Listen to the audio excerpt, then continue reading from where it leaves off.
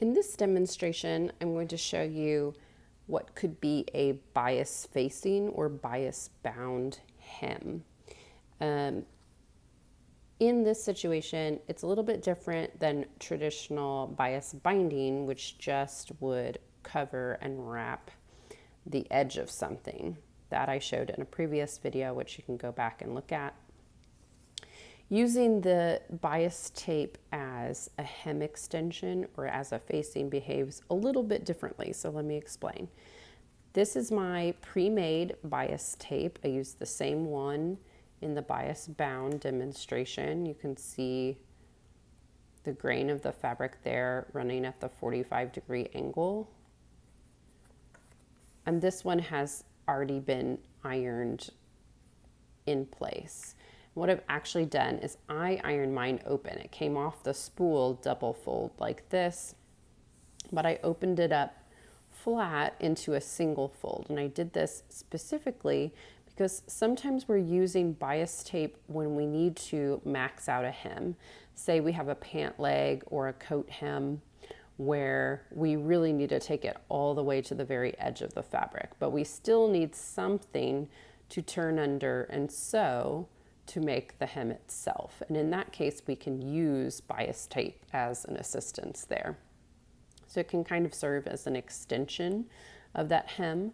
We can also use it as a facing around arm size, necklines, and other places on garments that we need to finish, but we don't necessarily want to see it. We want to sew it to the edge and flip it to the inside to never be seen again. So this bias tape can be helpful in several different ways that way. So if we're applying it, thinking about this method either as a hem or as a facing edge, we want to open it up and apply it to that edge, sort of like we did in the bias binding demonstration. So we're opening it up. We're going to put it on the fashion or pretty side of our fabric. We're going to face our pins, running down the line which we intend to sew. So again, this would be the fashion or the pretty side of the fabric that we are placing this on. And then we'll eventually turn it into the back side of the fabric. So I'm facing my pins this direction so that I can pull them out. I have better accuracy. As I'm pinning down this line, you would be matching this groove, this indentation here with your seam allowance. So I'm matching it very close to the edge. That may work in some circumstances. Sometimes you need to move that bias tape in a little bit, so be conscious of where your seam allowance line should be and how it's best to line up the tape. So I've got this all pinned and ready. I'm going to sew it, and then I will show you the next steps after that.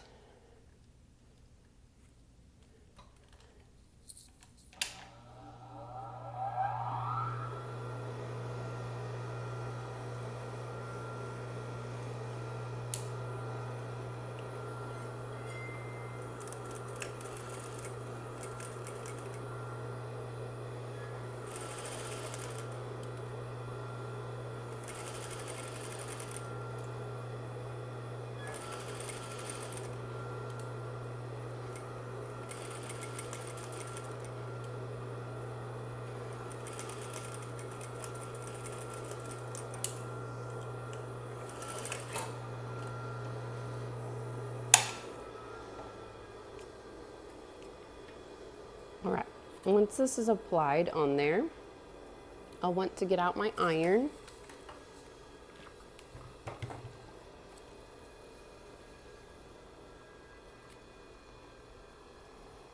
And I'm going to flip it like I would flip and press a seam.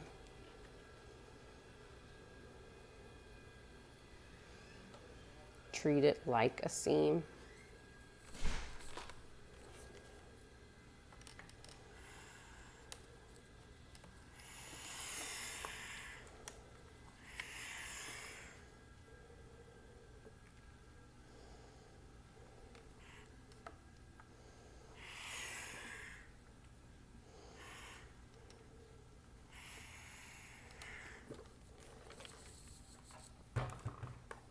Once I do that, now I'm ready to turn it to the inside of the fabric. So I would be looking at the wrong side of my fabric here. Here is the right side of my fabric. And if this were say a pant hem, this is an extension of the hem, and I would actually, if it were a pant, be sewing it more in a circle, but we can get to that later. Or a facing could behave the same way. I stitch this to the edge, and then I'm going to flip it inward. So I want to make sure that the seam I just sewed, the bias to my fabric, is flipped. So the seam is right there on the edge. Get my trusty iron back out and press this.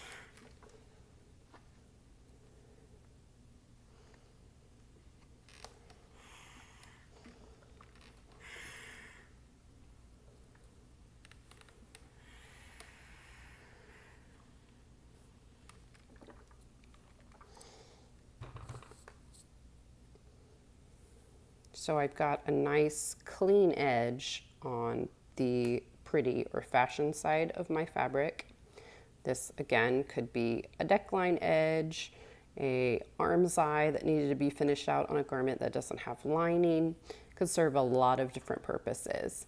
But I'm not quite done yet. The facing, the bias facing or bias hem, is not secure yet. So we do have to secure it. And the best way in which to do that is by hand stitching. Obviously, if I top stitched this bias tape in place, I would have a gigantic line of stitching running through my garment, which is not the most attractive thing. We usually try to avoid that as much as possible. So if I hand stitch, it will be much neater and prettier looking once I'm all done. And again, if this were a real garment, I would try to make sure that the bias tape matched as closely as possible to the fabric. I'd also choose thread that matches as closely as possible. So I've got my hand stitching needle all ready to go, and I can choose a variety of hand stitches to do this. I could use one of several hemming stitches on the back side, as long as it's neat and very little thread is showing through the front side. It doesn't really matter. In this case, you've already got a folded line here, so you could do a slip stitch through it if you're familiar with the slip stitch, and that's sort of what I'm going to shoot for.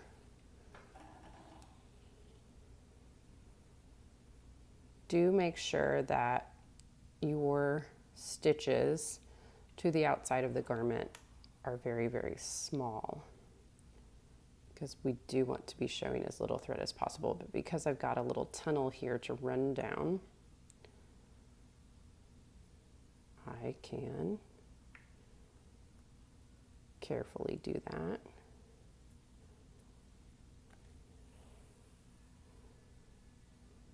And then a very small amount of thread altogether would be showing. So this would be a really pretty little hem if it were matching colors and not dark red.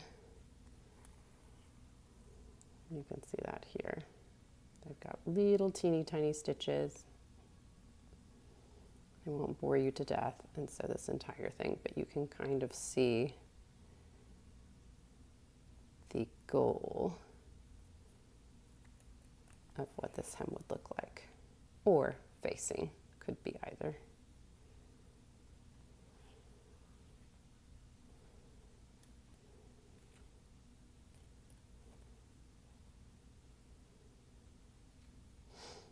If you want to try a different method, you could always do a cross stitch, which looks more like this.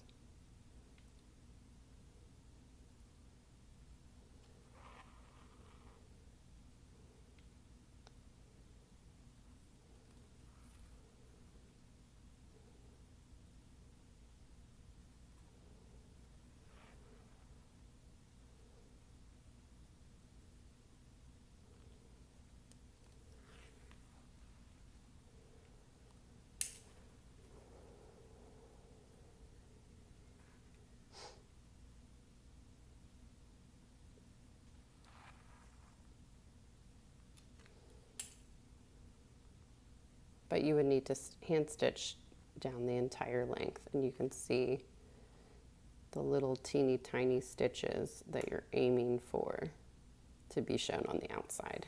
You would do the entire hem that way.